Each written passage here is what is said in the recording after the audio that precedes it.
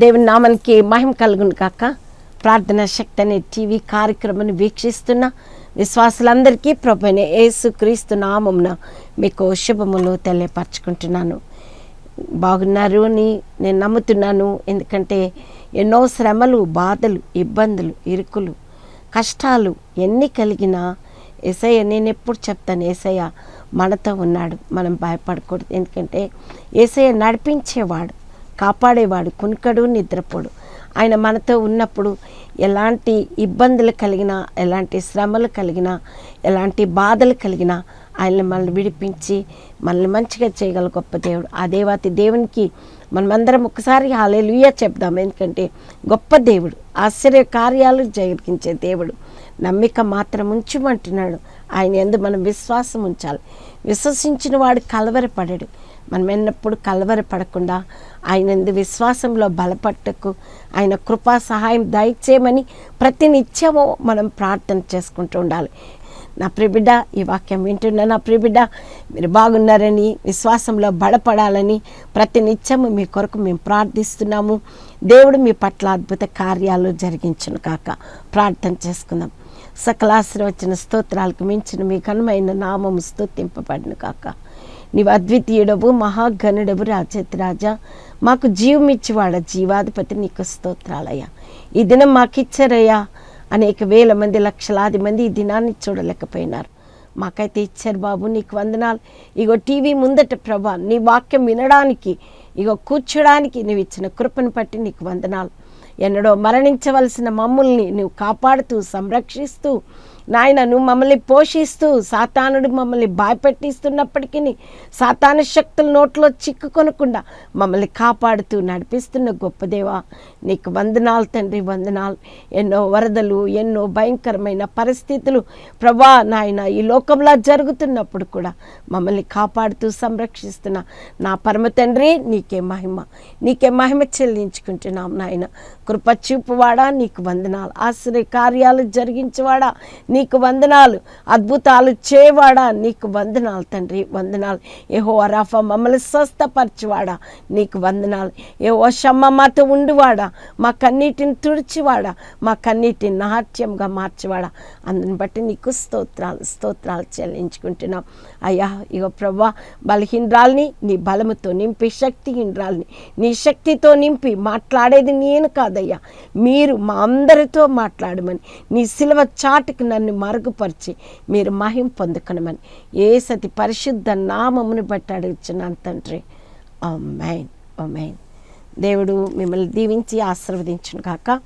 కీర్తనల గ్రంథము 56వ అధ్యాయం 11వ వచనంలో, నేను దేవుని యందు నమ్మకం ఉంచుచున్నాను, నేను భయపడను. అమ్మ, మేమెంతో వేదంతో బాధతో ఉన్నప్పుడు మీ వాక్యం ద్వారా భయపడకని మీరు చెప్పినందుకు నేను భయపడతలేదు. ఎందుకంటే మాకు చాలా ధైర్యం వచ్చింది అని కొంతమంది నాకు ఫోన్ కాల్స్ చేసి వారు మరి భయపడకుండా ధైర్యంగా ఉంటామమ్మా, ఇక నుంచి మేము ధైర్యంగా ఉంటాం, మా పాత జీవితాన్ని అంతా విడిచిపెట్టి యేసయ్యందు నేను నమ్మకించున్నాను, నా శత్రువులు మాకేం చేస్తారు, నరులు మాకేం చేయగలరు అని విశ్వాసంలో మీరు వాక్యం చెప్పారు కదా. తప్పకుండా మేము భయపడమమ్మా, దేవుని యందు మేము నమ్మిక ఉంచుతున్నామమ్మా అని ఫోన్ కాల్స్ చేసి వారు ప్రార్థించమని అడిగారు. నా ప్రియబిడ్డ, నిజంగా మన దేవుని యందు మనం నమ్మిక ఉంచినప్పుడు భయపడకూడదు. భయపెట్టిస్తుంటే సాతాను, నేను ఎప్పుడు చెప్తాను భయపడొద్దు, భయపడొద్దు, భయపడొద్దు అని చెప్తాను. ఎందుకు భయపడొద్దు అంటే ఈ లోకంలో మనం ఉన్నాం కాబట్టి ప్రతి కష్టాలు వస్తూ ఉంటాయి, బాధలు వస్తాయి, ఇబ్బందులు వస్తాయి, ఇరుకులు వస్తాయి, అవమానాలు కలుగుతాయి, అపనిందలు కలుగుతాయి, వేదనలు కలుగుతాయి, కుటుంబాల మధ్యన సమాధానం లేకుండా ఉంటుంది, భార్య భర్తల మధ్యన సమాధానం ఉండదు, బిడ్డల తల్లిదండ్రుల మధ్యన సమాధానం లేదు. ఈ దినాలు అలా తయారైనవి కాబట్టి ప్రతి నిత్యము భయపడుతూ ఉంటాం. ఏం జరుగుతుందో, ఏం జరగబోతుందో. ఇంకా ఫ్యామిలీలో అయితే, కుటుంబంలో అయితే, అయ్యో భర్త ఏమంటాడు, భార్య ఏమంటుందో, బిడ్డలు ఏం చేస్తారో, ఏంటి పరిస్థితులు, ప్రతిదీ ఉద్యోగం రావట్లేదే, గర్భఫలం లేదే, అయ్యో నేను నలుగురిలో ఎలా తలెత్తుకోవాలి, అయ్యో నా అప్పుల పాలైపోయినాయి, నా భర్త పోయిండే, నేను ఎలా బ్రతకాలి అని అనేక మంది భయపడిపోతూ ఉంటారు. కానీ ఆయన అంటున్నాడు, నమ్మిక మాత్రం ఉంచి భయపడద్దు. మనం నమ్మాలి, మనుషుల్ని నమ్ముతాం, కానీ వాళ్ళు ఏం చేస్తారంటే కొంతవరకే మనల్ని తీసుకెళ్తారు, నమ్మినట్లే యాక్టింగ్ చేస్తారు, కానీ వాళ్ళు మనకి సహాయం చేయరు. కానీ దేవుడు అంటున్నాడు, నువ్వు నన్ను నమ్మమ్మా, నన్ను నమ్ముకో, నీ భారమంతా నా పైన వేయి, నేను నిన్ను ఆదుకుంటాను, నీ కష్టాల్లో, నీ శ్రమలో, నీ బాధల్లో నీకు తోడుగా ఉంటాను. ఎవరంటారండి ఈ లోకంలో? ఎవరు అనరు. మనుషులందరూ ఏం చేస్తారంటే ఆశ చూపి మోసం చేస్తారు. మనుషులు ఈ పాపపు లోకం సాతానుడు ఏం చేస్తారంటే శరీరాశ, నేత్రాశ, జీవపు డంబం కలిగించి మనల్ని దాని వరలో దాని నోట్లో చిక్కుకునేటట్లు చేస్తూ ఉంటుంది. కానీ దేవుడు అంటున్నాడు, పాపాన్ని విడిచిపెట్టి దేవుని యందు నమ్మిక ఉంచినప్పుడు కదలక సీయోను కొండ వలె ఉంటావన్నాడు. కాబట్టి దేవుని యందు మనం నమ్మిక ఉంచాలి. అందుకే పోయిన వారం నేను చెప్పినాను 56వ కీర్తన 11వ వచనంలో, నేను దేవుని యందు నమ్మిక ఉంచి ఉన్నాను, నేను భయపడను. హల్లెలూయా. నువ్వు అలా చెప్తున్నావా? నిజంగా దేవుని యందు నమ్మిక ఉంచావా? నిజంగా విశ్వాసంతో ప్రార్థన చేసావా? నేను భయపడనని చెప్తున్నావా? నిజంగా చెప్తున్నావా? నిజంగా చెప్తే దేవునికి స్తోత్రం కలుగును గాక, మహిమ కలుగును గాక. భయపడిపోతూ ఉంటాం. భయం భయం భయం మనం వెంటాడుతుంటుంది. అందుకే ఆయన అంటున్నాడు, హెబ్రీలకు రాసిన పత్రిక 13వ అధ్యాయం 5వ వచనంలో అంటున్నాడు, నిన్ను ఏ మాత్రం విడవను, నిన్ను ఎన్నడూ ఎడబాయినని ఆయన చెప్తున్నాడు. కాబట్టి మనం ఏం చెప్పాలంటే, ప్రభు నామని బట్టి నాకు ఆయన సహాయం చేస్తాడు కదా, నేనెందుకు భయపడాలి? ఆయన నాకు తోడుగా ఉంటానని చెప్పాడు కదా, నేనెందుకు భయపడాలి? ఆయన నాకు అద్భుత కార్యాలు జరిగిస్తానన్నాడు కదా, నేనెందుకు భయపడాలి అని విశ్వాసంలో నువ్వు ఎప్పుడైతే బలపడతావో దేవుడు నీ పట్ల అద్భుత కార్యాలు జరిగిస్తాడు. నమ్మకం ఉంచుతలేదు, మనం మనుషుల మీద నమ్మకం ఉంచుతున్నాం. వాళ్ళు ఏం చేస్తారా అని వాళ్ళతో పాటు వెళ్ళిపోతూ ఉంటున్నాం, వాళ్ళతో కూర్చుంటున్నాం. కానీ ఆయన నీ కొరకు రక్తం కార్చిన యేసయ్య, నీ కొరకు ప్రాణం పెట్టిన యేసయ్య, ఆయన గాయపైన హస్తాలతో నిన్ను పిలుస్తున్న యేసయ్య, ఆయన కొరకు నువ్వు బ్రతకాలి, ఆయన కొరకు నువ్వు జీవించాలి.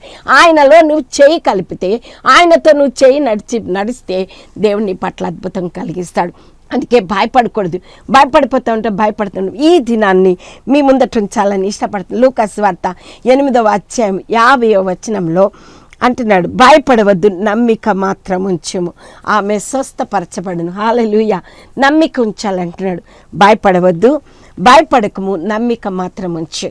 నమ్ముతున్నామా? మనము మనుషుల్ని నమ్ముతామండి. మనుషులు మనకి కీడు చేస్తున్నా ఇంకా నమ్ముతూనే ఉంటాం. ఈ లోకాన్ని నమ్ముతూనే ఉంటాం. ఈ లోకం ఎప్పుడు చెప్తాను, ఈ లోకం ఆశ చూపి మోసం చేసి ఈ లోకం కొరకే ప్రయాసపడుతున్నాం, ఈ జీవన విధానం కొరకే ప్రయాసపడుతున్నాం. ఇదే నమ్ముతున్నాం, ఇదే నా సర్వస్వం, ఇదే లోకము, ఇదే ఇక్కడే నిలబడిపోతాను, ఇక్కడే ఉండిపోతాను, ఇదే నాకు శాశ్వతమైంది అని ఈ లోకాన్ని నమ్ముతున్నాం. ఆయన అంటాడు, ఈ లోకం శాశ్వతమైంది కాదు, పరలోకము శాశ్వతం. పైనున్న వాటినే మీరు వెతకండి, క్రిందున్న వాటిని వెతకూడదు అంటున్నాడు.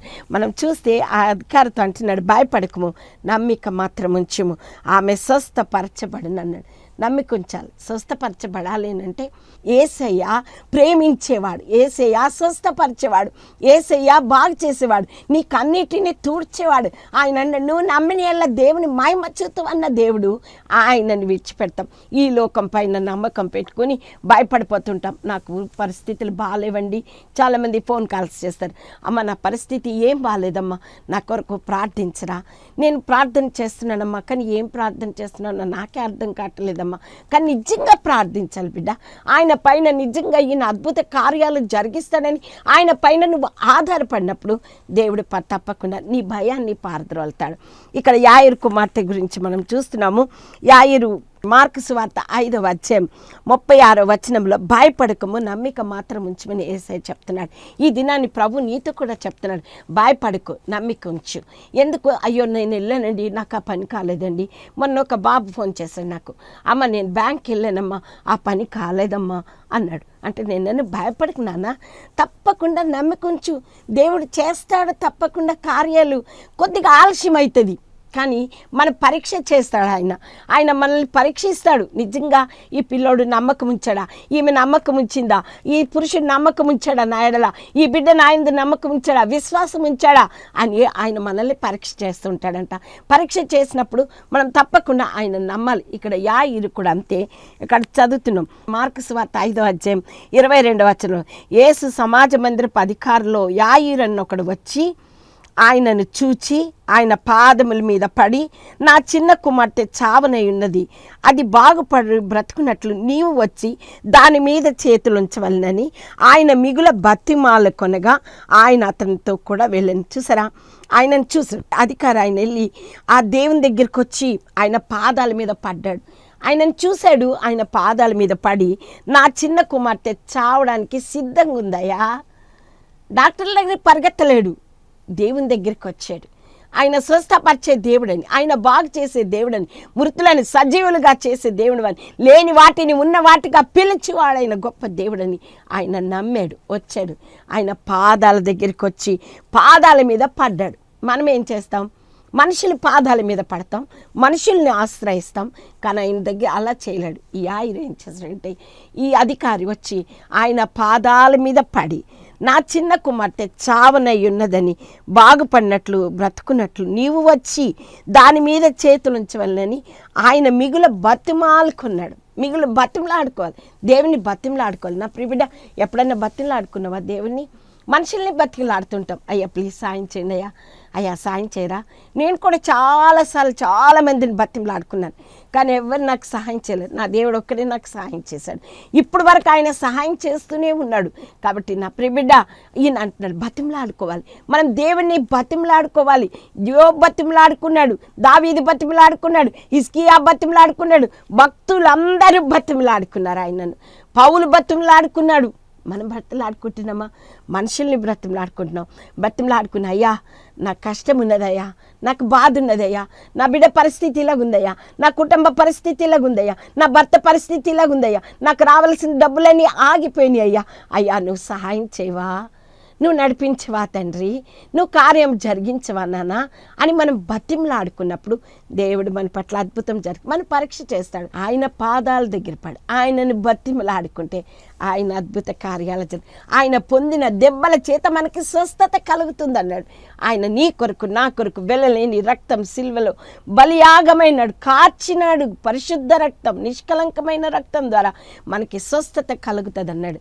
నా ప్రియబిడ్డ, ఆయన వచ్చి తన కుమార్తె కొరకు వచ్చి ఆయన పాదాల మీద పడ్డాడు. అయ్యా రండయ్యా, మీరు చెప్పండి అయ్యా, నా బిడ్డను బాగు చేయండి అయ్యా అని ప్రాధేయపడ్డాడు. నువ్వు ప్రాధేయపడుతున్నావు. ఈ వాక్యం ఏంటన్నా నా ప్రియబిడ్డ, నీకు బాధ కలిగినప్పుడు, నీ బిడ్డకు దెయ్యం పట్టిందనుకో, నీ బిడ్డకు జ్వరం వచ్చిందనుకో, నీ బిడ్డల మాట వినటం లేదనుకో, నీ భర్త మారటం లేదనుకో, నీకు పరిస్థితిలో అనుకూలంగా లేనప్పుడు నువ్వు ఆయన పాదాల దగ్గర చేరాలి. ఆయన పాదాల మీద పడినప్పుడు నీ పట్ల అద్భుత కార్యం జరిగిస్తాడు. మనుషులకి చెప్పుకోక నా ప్రియబిడ్డ, దేవునికి చెప్పు, నీ పట్ల అద్భుత కార్యం జరిగిస్తాడు. ఆయన ఆశ్చర్యకరుడు, ఆలోచనకర్త, బలవంతుడైన దేవుడు, నిత్యుడగు తండ్రి, సమాధానకర్త, మనకు సమాధానం అనుగ్రహించే దేవుడు. ఆయన యందు మనం నమ్మిక ఉంచాలి. మరి అన్నాడు, ఆయన మీద చేతులు ఉంచగానే మనం చూసిన ప్రార్థన చేతులుంచి, నువ్వు బాగు చేయయా, నువ్వు బాగు చేస్తే నా బిడ్డ బాగుపడుతుందయ్యా అని ఆయనను అడుగుతున్నట్లు మనం చూస్తున్నాం. అక్కడ మనం చూస్తే మార్కు సువార్త 5వ అధ్యాయం 22వ వచనంలో, యాయిరునొకడు వచ్చి ఆయనను చూచి ఆయన పాదముల మీద పడి, నా చిన్న కుమార్తె చావనైనది, అది బాగుపడి బ్రతుకున్నట్లు నువ్వు వచ్చి దాని మీద నీ చేతులుంచవలనని ఆయన మిగుల బతిమాలగా ఆయన అతనితో కూడా వెళ్ళను. బహుజన సమూహమును ఆయన వెంబడించి ఆయన మీద పడుచుండ్రి. వెళ్ళారు, ఆయన బ్రతిమలాడుకున్నాడు. ఇంతలోపట్నే 12 సంవత్సరాల రక్తస్రావం గల స్త్రీ మరి ఆ జనసమూహంలో వెళ్తుంటే ఆమె కూడా మరి ఆయన నువ్వు అక్కడ చూస్తాం 25వ వచనంలో, 12 ఏండ్ల నుండి రక్తస్రావ రోగం కలిగిన యొక్క స్త్రీ ఉండెను. ఆమె అనేక వైద్యుల చేత ఎన్నో తిప్పలు పడి తమ కలిగినదంతా వ్యయం చేసుకుని ఎంత మాత్రమును ప్రయోజనం లేక మరింత సంకటపడెను. ఆమె యేసును గూర్చి విన్నది. చూసారా, 12 సంవత్సరాల రక్తస్రావం, ఎన్నో మందులు వాడింది, ఎన్నో చేసింది, కానీ ఆయన సంగతి గురించి విన్నది. యాయిరు కూడా విన్నాడు, దేవుణ్ణి విశ్వసించాడు, నమ్మాడు. అందుకే అన్నాడు, భయపడకు, నమ్మిక మాత్రం ఉంచి అంటున్నాడు. కాబట్టి మనం కూడా నమ్మాలి. ఎన్నో తిప్పలు పడ్డది, ఎంతో డబ్బు ఖర్చు చేసుకున్నది, అయినా కూడా నయం లేకపోయింది. యేసును గూర్చి విని నేను ఆయన వస్త్రమును మాత్రం ముట్టి బాగుపడదును అనుకొని ఆ సమూహంలో ఆయన వెనుకకు వచ్చి ఆయన వస్త్రం ముట్టాను. వెంటనే ఆమె రక్తధార కట్టెను గనుక ఆమె ఆ బాధ నివారణ అయిందని గ్రహించుకునేను. హల్లెలూయా, హల్లెలూయా. ఎప్పుడైతే ఆయన వస్త్రాన్ని పట్టుకున్నదో స్వస్థపరచబడ్డది, విన్నది, ఆయన మాట విన్నది. 12 సంవత్సరాల నుంచి రోగంతో ఉన్న ఆమెను దేవుడు స్వస్థపరిచాడు. ఆయన ముట్టలేదు, ఈమె ఆయనను పట్టుకుంది. నా ప్రియబిడ్డ, ఈ వాక్యం వింటున్నా, ఆయన మన దగ్గరకు వచ్చి నిలబడతాడు. కానీ మనం ఆయనను పట్టుకున్నప్పుడు, మనం ఆయన పాదాల మీద పడినప్పుడు, మనం ఆయన చెంతకు వచ్చినప్పుడు, ఆయన మన బాధలన్నీ ఆయన ముందట మనం వేసినప్పుడు దేవుడు మన పట్ల అద్భుత కార్యం జరిగిస్తాడు. 12 సంవత్సరాల రక్తస్రావం గల స్త్రీని బాగు చేసిన దేవుడు నిన్ను బాగు చేయలేడా? నిన్ను బాగు చేస్తాడు. నువ్వు మరణ వేదనతో ఉన్నవేమో, లేవలేని పరిస్థితుల్లో ఉన్నవేమో, ఇంకా అయిపోయిందిలే నా పని అనుకుంటున్నవేమో, భయపడకు, దేవుడు నీకు తోడుకున్నాడు. ఇది నన్ను ప్రభు నీతో చెప్తున్నాడు. భయపడవద్దు, నమ్మిక మాత్రం ఉంచు. నమ్ముట నీ వలనైతే నమ్మువానికి సమస్తము సాధ్యం అన్నాడు. మరి నువ్వు నమ్మిన ఎళ్ళ దేవుని మహిమ చూతువన్న 4 రోజులు మురిగి పట్టిన లాజరుని లేపిన దేవుడు మనకి సహాయం చేయడా? నమ్మమంటున్నాడు. నమ్మటం లేదు అస్సలు. మీరు ప్రార్థన చేయండి అమ్మా, మీరు నా కోసం ఉపవాసం ఉండండి అంటారు. కానీ మరి నువ్వెప్పుడు ఉపవాసం ఉంటావు? నువ్వెప్పుడు నమ్ముతావు? నువ్వెప్పుడు ప్రార్థన చేస్తావు? తెల్లవారుజామున లేసి నీ బిడ్డల పసిపిల్లల ప్రాణం కొరకు ఆయన వైపుకి ఎప్పుడు చేతులెత్తుతావు? నా ప్రియబిడ్డ, ఇది మంచి అవకాశం. దేవుని సన్నిధిలో నువ్వు నీ కుటుంబం కలిసి దేవుని సన్నిధిలో ప్రార్థించినప్పుడు, ఆయన పాదాలు పట్టుకున్నప్పుడు, ఆయన దగ్గర కన్నీరు కార్చినప్పుడు దేవుడు నేను స్వస్థపరుస్తాడు. హల్లెలూయా. నీ కష్టాలన్నీ తీర్చే దేవుడమ్మా. నిన్ను విడిచిపెట్టాడు, నిన్ను విడివడు, ఎడబాయిని అంటున్నాడు. నిబ్బరం కలిగి ధైర్యంగా ఉండమన్నాడు. ధైర్యంగా ఉంటున్నామా? ధైర్యం ఎప్పటికీ ఉండదు. మనం ఈ లోకంలో ఉన్నాం కాబట్టి మన మనుషులే అవుతుంది ఏంటి అని మనల్ని నిరుత్సాహపరిచేస్తుంటారు. కానీ నిరుత్సాహపడకూడదు. వాళ్ళ మాటలన్నీ పక్కకు పడాలి. సైతాన్ని మనకు అలా చెప్పిస్తూ ఉంటుంది. కానీ ఇక్కడ అంతలోపట ఈమె స్వస్థపరచబడిన తర్వాత ఆయన ప్రభావం ఆయనలోంచి వెళ్ళిపోగానే, ఎప్పుడైతే ఈ స్త్రీ అయితే ఎప్పుడైతే ఆయనను వస్త్రాన్ని పట్టుకుందో ఆయన ప్రభావం వెళ్ళిపోయింది. ఆ ప్రభావం నీకు రావాలని ఆయన కోరుకుంటున్నాడు. ఆ ప్రభావం కావాలంటే ఆయన వస్త్రాన్ని పట్టుకున్నప్పుడు, ఆయన పాదాలు పట్టుకున్నప్పుడు ఆయన ప్రభావం నీలోకి వస్తుంది. నీలోకి రాగానే నీలో ఉన్న కల్మషము, పాపము అన్నీ పోతాయి. దేవుడు ఎంత గొప్ప దేవుడో తెలుసా? 12 సంవత్సరాల రక్తస్రావం గల స్త్రీని బాగు చేసిన దేవుడు నీకు బాగు చేయలేడా? నీ కార్యం జరిగిస్తే ఇక్కడ కూడా అంతే. ఈ చిన్న కుమార్తె 12 సంవత్సరాల వయసు గల చిన్న అమ్మాయి, ఈ అమ్మాయి విషయంలో కూడా అంటున్నాడు. అంతలోపట అందుకే ఆయన మార్కు సువార్త 5వ అధ్యాయము 32వ వచనం చదువుతున్నాను. ఆ కార్యం చేసిన ఆమెను కనుగొని వలన ఆయన చుట్టూ చూచెను. అప్పుడు ఆ స్త్రీ తనకు జరిగినది ఎరిగి భయపడి వణుకుచూ వచ్చి ఆయన ఎదుట సాగిలపడి తన సంగతి అంతే ఆయనతో చెప్పాను. అందుకు ఆయన, కుమారి, నీ విశ్వాసం నేను స్వస్థపరచను, సమాధానం గలదానవై పొమ్ము, నీ బాధ నివారణ, నీకు స్వస్థత కలుగును గాక అని ఆమెతో చెప్పాను. చూసారా, విశ్వాసంతో వచ్చింది, వస్త్రాన్ని ముట్టుకుంది, దేవుడు స్వస్థపరచండు. ఆయన మహిమంతా ఆమెలోనికి వచ్చింది. మహిమ ప్రభావం వెళ్ళిపోయింది. ఆయన ప్రభావం కూడా వెళ్ళిపోతున్నాడు. ఆ ప్రభావం నువ్వు తీసుకోవాలి. ఆయన ప్రభావం, ఆయన మహిమలో నిన్ను ఉంచుకోవాలని ఆయన ఇష్టపడుతున్నాడు. ఆయనతో నువ్వు ఉండాలని ఇష్టపడుతున్నాడు. కాబట్టి కుమారి, సమాధానం గల దైపోమన్నాడు. మనకు సమాధానం ఇచ్చేవాడు ఆయనే. మనకన్నిటి నాట్యంగా మార్చేవాడు ఆయనని. ఆయన ఇంకా మాట్లాడుచుండగా సమాజ మందిరపు అధికారి ఇంటి నుండి కొందరు వచ్చి, నీ కుమార్తె చనిపోయినది, నీవిక బోధకుని ఎందుకు శ్రమ పెట్టుది వంద్రి. యేసు వారు చెప్పిన మాట లక్ష్య పెట్టక భయపడకము, నమ్మిక మాత్రం ఉంచు. చూసరా, భయపడకు, చచ్చిపోయిందయ్యా, ఇంకేంటి, ఆయన ఎందుకు శ్రమ పెడుతున్నావు? శ్రమ పెట్టొద్దు, ఇంకా చనిపోయింది, ఇంకేంటి, ఆయన ఇంకెందుకు బతిలాడొద్దు అని అంటున్నారు. చూసారా, నిజమే, మనకు కూడా అంతే. మన చుట్టూ వాళ్ళు ఆయన నమ్మకం ఉంచాలి. బాధ కలిగిన, శ్రమ కలిగిన, ఇబ్బందులు కలిగిన భయపడకుండా నమ్మకం ఉంచాలి. తప్పకుండా నా దేవుడు నా పట్ల కార్యం జరిగిస్తాడు. ఆయన అంటున్నాడు, భయపడకు, నమ్మిక మాత్రం ఉంచు. నువ్వు నమ్మిక ఉంచుతున్నావా? ఆమె స్వస్థపరచబడుతుందని ఆయన చెప్తున్నాడు. మాట వింటున్నామా? మనం అందుకే అంటున్నాడు మాట. అందుకే ఆయన లూకా సువార్త 8వ అధ్యాయము మనం చూస్తున్నాం 49వ వచనము. ఆయన ఇంకనూ మాట్లాడుచుండగా సమాజాధికారి ఇంట నుండి ఒకడు వచ్చి, నీ కుమార్తె చనిపోయినది, బోధకుని శ్రమ పెట్టవద్దని అతనితో చెప్పాను. యేసు ఆ మాట విని, భయపడవద్దు, నమ్మిక మాత్రం ఉంచుము, ఆమె స్వస్థపరచబడినని అతనితో చెప్పాడు. చూసారా, ఇంకా అందరూ ఆమె నిమిత్తమై ఏడ్చుచు రొమ్ము కొట్టుకొంచుండగా ఆయన వారితో, ఏడవద్దు, ఆమె నిద్రించుచున్నదే కానీ చనిపోలేదన్నాడు. హల్లెలూయా. ఏడవద్దని ఎవరు చెప్తారండి? ఈ లోకంలో ఇంకా మనల్ని ఏడ్పించే వాళ్ళు ఎక్కువే ఉంటారు, మనల్ని బాధ పెట్టే వాళ్ళు ఎక్కువనే ఉంటారు. ఏడవద్దని చెప్పేటోళ్ళు ఎవరైనా ఉన్నారా? నాకైతే చాలామంది ఏడ్పించేటోళ్ళు ఎక్కువ కనపడుతున్నారు, కానీ ఏడవద్దమ్మా అని కన్నీరు తుడిచేటోళ్ళు బహు తక్కువ మంది. కానీ ఆయన అన్నాడు, ఏడవవద్దు, చనిపోలేదు, బతుకున్నది. నువ్వు అనుకుంటున్నావు నాది అన్నీ పోయినాయి అనుకుంటున్నావేమో, ఏడవద్దు, నీకు అన్నీ మళ్ళీ తిరిగిస్తాడు దేవుడు. దేవుడు ఎప్పుడంటే ఆయన యందు నమ్మిక ఉంచినప్పుడు, ఆయన యందు మనం విశ్వాసం కలిగి, దేవా నువ్వు తప్పకుండా నా పట్ల అద్భుత కార్యం జరిగిస్తావని మనం ఎప్పుడైతే అంటామో, దేవుడు మన పట్ల అద్భుత కార్యం జరిగిస్తాడు. ఎప్పుడైతే ప్రార్థించడం అందరూ అపహసించారట, కానీ ఆయన లేపాడు. చేపట్టి లేపాడు, తల టాకు మీద లేపాడు. చూసారా, మన దేవుడు గొప్ప దేవుడు అండి. మనం చనిపోయిన పరిస్థితుల్లో ఉన్నప్పుడు నన్ను లేపాడు నా దేవుడు, నా పట్ల అద్భుత కార్యం జరిగించాడు. నా పట్ల నాకు 3 కొడుకులు, 1 కుమార్తె. నా కుమార్తె చిన్నగా ఉన్నప్పుడు 2 సంవత్సరాలు ఉన్నప్పుడు ఆమెకు భయంకరమైన రక్త విరోచనాలు, మహాభయంకరం రక్త విరోచనాలు. ఇట్లా బట్టలు తీస్తుంటే రక్త విరోచనాలు. ఎంతమంది డాక్టర్ల దగ్గరికి వెళ్ళాను. డాక్టర్ దగ్గరికి వెళ్ళినప్పుడల్లా డాక్టర్ అన్నారు, ఏంటమ్మా ఇంత రక్త విరోచనలు, నేను ఎంతమంది పిల్లల్ని చూశాను కానీ మీ పాపకున్నంత రక్త విరోచనలు నేను ఎవరికీ చూడలేదమ్మా. ఏం కానీ రోజు ప్రార్థన చేస్తున్నాను, ఉట్టుగా ప్రార్థన చేస్తున్నాను. ప్రార్థన అంటే ఖచ్చితంగా ప్రార్థన చేస్తలేను. తగ్గుతుందిలే దేవా, నా బిడ్డను ముట్టయ్యా, స్వస్థపరిచయ్యా, ఇగో ఈ మందు వాడుతున్నానయ్యా, ఇగో ముట్టనాయన అని ప్రార్థన చేస్తున్నాను. అయినా ఏం తక్కువ కాలేదు. మళ్ళీ ప్రార్థన చేస్తున్నాను, ఇంకెక్కువైపోయినాయి, మోషన్స్ ఎక్కువైపోయినాయి. ఇంకా చచ్చిపోయే పరిస్థితికి వచ్చేసింది నా బిడ్డ. ఇంకెట్లయిపోయిందంటే బక్కగా అయిపోయింది, పాలు తాగలేదు, ఏమి లేదు, ఉట్టిగానే రక్తమే. ఎన్ని చీరలు చింపేశాను, అయినా కూడా బిడ్డకు రక్తం కట్టలేదు. మందులు ఒకవేళ మందులు తీసుకుని వచ్చి ఇట్లా నోట్లో పోద్దామనే లోపల బళ్ళక్కని కక్కేసింది బయటకంతా మొత్తం. డాక్టర్ అన్నారు, ఇట్లయితేనే ఎట్లనమ్మా, మీరు మందు వేయాలి కానీ కక్కుతున్నదంటే ఎట్లనమ్మా అంటే, ఏం చేయాలి డాక్టర్, బిడ్డకు నేను చేస్తున్నాను డాక్టర్. అయినా కూడా మళ్ళీ డాక్టర్ దగ్గర పరిగెత్తుకెళ్ళాను.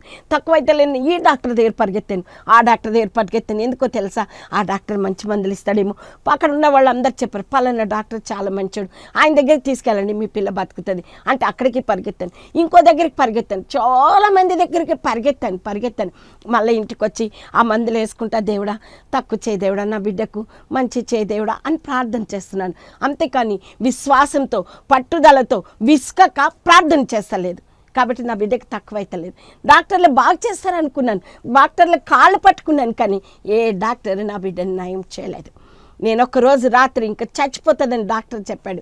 ఇంకా లాభం లేదమ్మా, మీరు మందులు వేస్తలేరు, పిల్లకి రక్త విరోచనాలు కట్లా ఎడతలేదు, కాబట్టి బిడ్డ వీక్ అయిపోతున్నది, ఏం చేయాలో నాకు కూడా అర్థం కావట్లేదు అన్నాడు.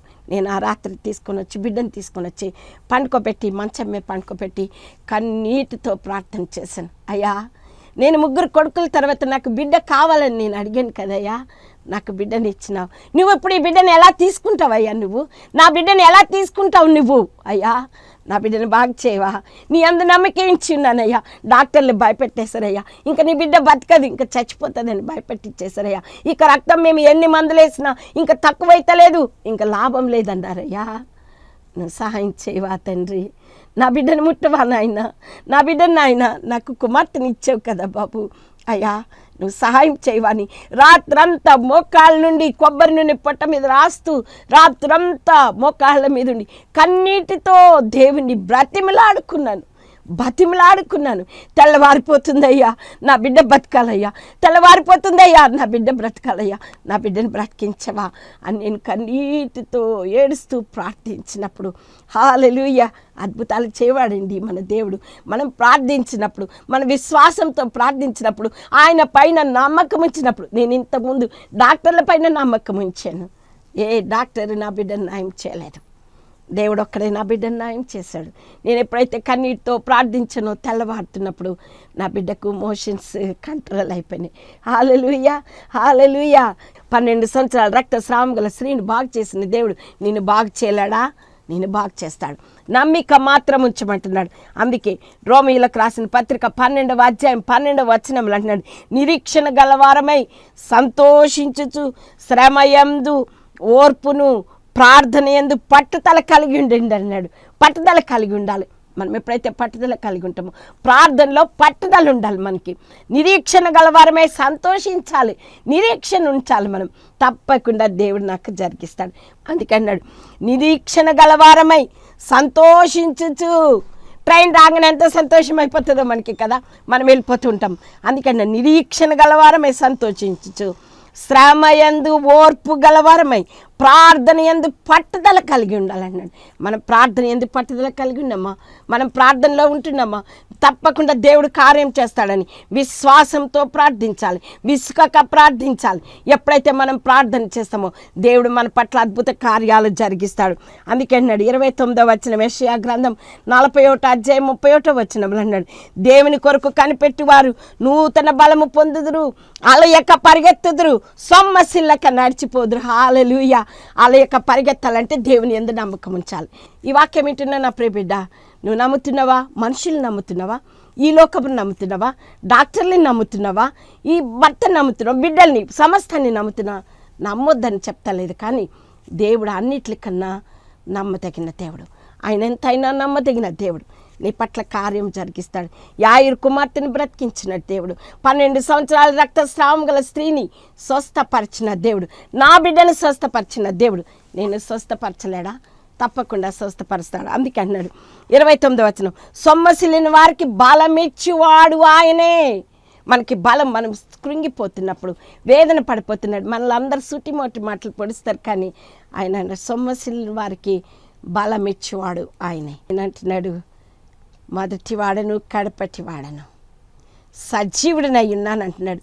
మనతో ఉన్న దేవుడు మృతుడ నాయిటిని కానీ ఇదిగో యుగ యుగములు సజీవుడినై ఉన్న దేవుడు మనతో ఉండగా భయం ఎందుకు బిడ్డ? ఆయన అంటున్నాడు, భయపడకంటున్నాడు. భయపడుకున్నందుకే శక్తిహీనులకు బలాభివృద్ధి కలుగచేవాడు ఆయనని. నీకు శక్తి లేకుంటున్నదా? ఇదే నన్ను ప్రభు నీకు బలాభివృద్ధి కలుగ చేయాలని ఆయన ఇష్టపడుతున్నాడు. దేవుని యందు నమ్మికించు. దేవుడు తప్పకుండా ఆయన ఆశ్రయ కార్యాలు జరిగిస్తాడు మన పట్ల. యెషయా గ్రంథం 26వ అధ్యాయం 4వ వచనంలో అంటున్నాడు, యెహోవా నిత్యాశ్రయ దుర్గము, యుగ యుగములు యెహోవాను నమ్ముకొనడి. నా ప్రియబిడ్డ, ఈ వాక్యం వింటున్నా నా ప్రియబిడ్డ, దేవుని నమ్ముకో, దేవుని పైన విశ్వాసం ఉంచు, దేవుని పైన ఆధారపడు. దేవుడు తప్పకుండా నా పట్ల అద్భుత కార్యం జరిగిస్తాడని వెనుక తిరిగి చూడకు, ముందున్న వాటి కొరకే వేగిరి పడచ్చు.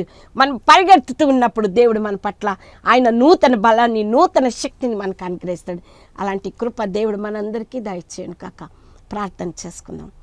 దయగల తండ్రి, ప్రేమ కలిగిన ఆయన, మేము సమస్యలిపోతున్నాము నాయన, మేము శక్తిహీనులమని నీ ముందట మొరపెట్టుకుంటున్నాం. మాకు బలం ఇచ్చేవాడవు నీవే, మాకు శక్తినిచ్చేవాడవు నీవు నాయన. నీ పైన మేము ఆధారపడినప్పుడు మా పట్ల ఎన్నో అద్భుత కార్యాలు జరిగిస్తామంటున్నావు. మేము నమ్ముతాం లేదయ్యా.